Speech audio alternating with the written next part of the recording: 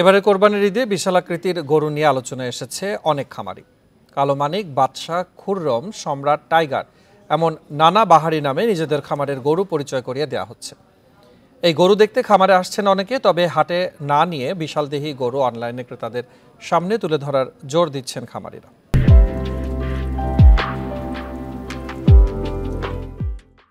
এই নিয়ে আরো জানাতে কুষ্টিয়া ফেনী থেকে যুক্ত হচ্ছেন সহকর্মীরা। শুরুতে কুষ্টিয়া থেকে যোগ দিচ্ছেন সহকর্মী মিলনুল্লাহ। মিলন, ঈদের বাজারকে ঘিরে কুষ্টিয়াতে আসলে গরুর ব্যাপারীদের কেমন ধরনের প্রস্তুতি রয়েছে?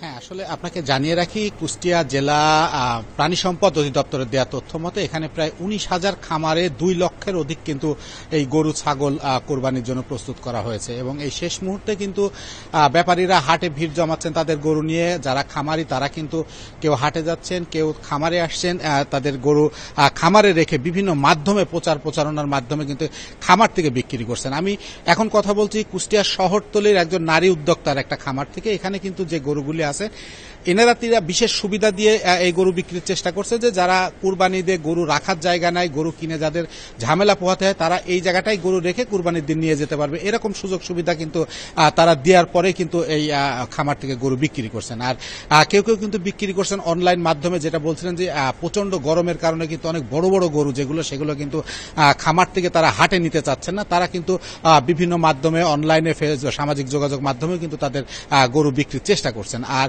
আমি হাট বাজারগুলোতে খবর নিয়েছি, হাট বাজারগুলোতে কিন্তু এখন জমজমাট অবস্থা থাকলেও কিন্তু যারা বিক্রেতা, গরু বিক্রেতা, তারা কিন্তু অভিযোগ করছে যে আসলে তারা তাদের প্রকৃত যে ন্যায্য মূল্য সেটি পাচ্ছে না, কাস্টমাররা কম দাম বলছে এবং যার কারণে কিন্তু বিক্রির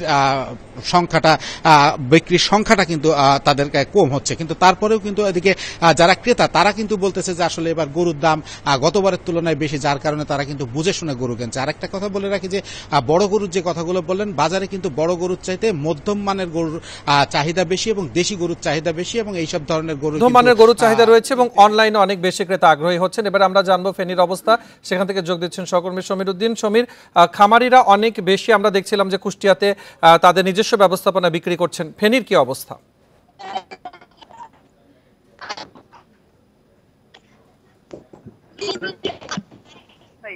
আমরা পানি সম্পদ তথ্য মতে, পানি সম্পদ অধিদপ্তরের তথ্য মতে তারা বলছে এবার 90,000 পশু এবার প্রস্তুত রাখা হয়েছে, তবে এখানে যে পরিমাণ চাহিদা আছে তার চেয়ে বেশি পরিমাণ গরু প্রস্তুত করেছে এখানকার খামারিরা। তারা বিভিন্ন জায়গা থেকে বিভিন্ন হাটে তারা তাদের পছন্দের গরুগুলো থেকে বা কোরবানি পশুগুলোকে তারা বাজারে তুলেছেন এবং বাজারে ম্যাক্সিমাম যে ক্রেতারা আসছেন তারা আসলে বড় গরুর চেয়ে মাঝারি গরুর চাহিদাই তাদের কাছে বেশি। এবার অন্যান্য বছরের তুলনায় এবার একটু দাম বেশি।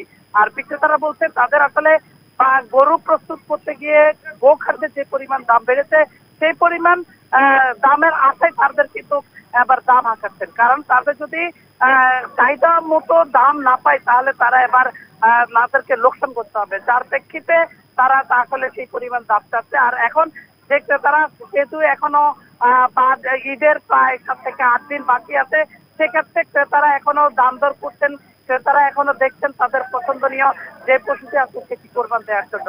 আমরা এখানকার যে জেলা প্রশাসনের পুলিশের সাথে কথা বলেছেন, তারা বলছে যে বাজারের পর্যাপ্ত নিরাপত্তা ব্যবস্থা তারা রেখেছেন, তারা সাদা পোশাকে পুলিশের ব্যবস্থা করেছেন, তারা ডিবি ব্যবস্থা করেছেন। আর এই আমি যেখানে দাঁড়িয়েছি এটি হচ্ছে বক্তারমুন্সি বাজার, এটি ফেনীর দক্ষিণাঞ্চলে।